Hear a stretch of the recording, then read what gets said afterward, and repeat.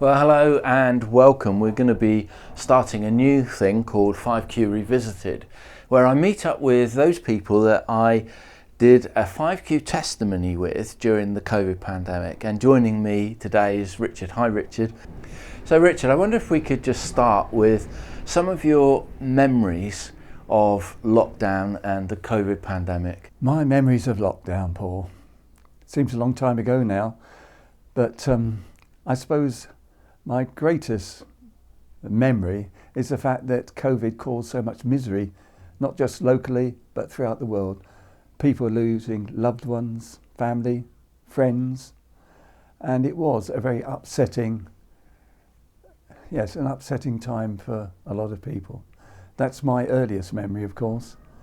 And we tried to get through it in various ways.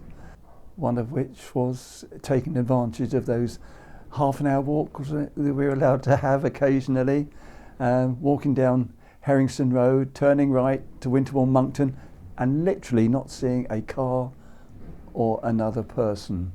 Nowadays, if you try that, of course, you're flattened within 2 minutes. But that is I was going to say a fond memory. Another memory is the occasions when you met people. Not face to face. We normally had to avoid each other and walk on the other side of the road, but at the same time offered a cheery hello or good morning to them. People did seem to be more friendly. That was very noticeable. Now, I know that you and Chris are life group leaders, and so what ways were you able to still stay connected and still be able to do things with your life group during that period?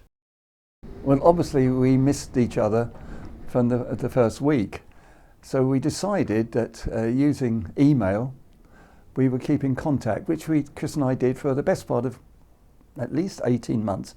Every day we would send a chatty email to everybody, because everybody was online, and ending up hopefully with an encouraging verse from the Bible. People latched onto that and they'd respond, and in turn we'd have a sort of a group chat, which was very nice, but not quite the same as meeting face to face each Friday morning. Of course, one of the things that happened, we weren't able to meet as church, and apart from life group and the way you messaged them, I wonder what things do you remember in terms of how we did church at that time and in what ways that was different? Well, actually you and James came to the rescue again because of the wonders of technology. You were able to provide an interesting Sundays for a long time. I don't know how you did it, but you did.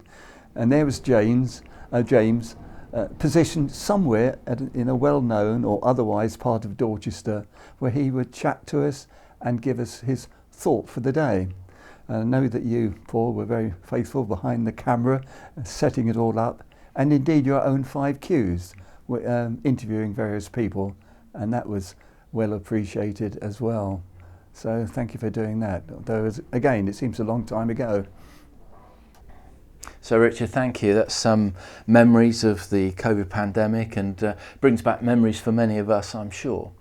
But I wonder, as we've moved on and we've moved out of the pandemic and we're back to normal now, we're still meeting up and we're doing all the things we did before, I wonder if you could just think about what things have changed since then. I suppose this isn't very important in the scale of things, but because we started shopping online, that has now continued. And although I'm not particularly mercenary, we do save money. Because if you go in person into a store, you end up by buying things which perhaps weren't on your shopping list. If you do it online, you've got no choice. What you've ordered comes, so that's good. But on a more serious point, I certainly thought about this, and I think many other people as well have thought about life. What's the meaning of life? What's it all about? Where am I going? And I'm sure a lot of people now are thinking about their own mortality, that we don't live forever. that one day we won't be here. Where do we go? And although in no way am I, what's the word I want to say? I'm not sermonising on this at all, but I'm aware that as I'm very old now, I need to tell other people about Jesus. Not that I haven't in the past, but it becomes more urgent, I think, now. And people are becoming far more receptive. They're thinking about their own mortality. And I think it's a way in.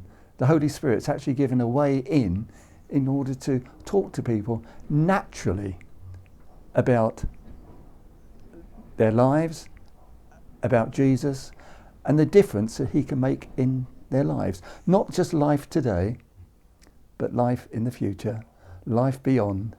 That time when we will share eternity with him and with each other as well. And that's something that we can really look forward to when we know Jesus for ourselves. Richard, thank you so much for your time, for meeting up with me, for being the very first person to do a 5Q Revisited. Thank you so much. Well, thank you, Paul. It's a pleasure to have you here in Farringdon Halt. Come again. It's lovely always to see you, and thank you for all that you do for DBC. Thank you.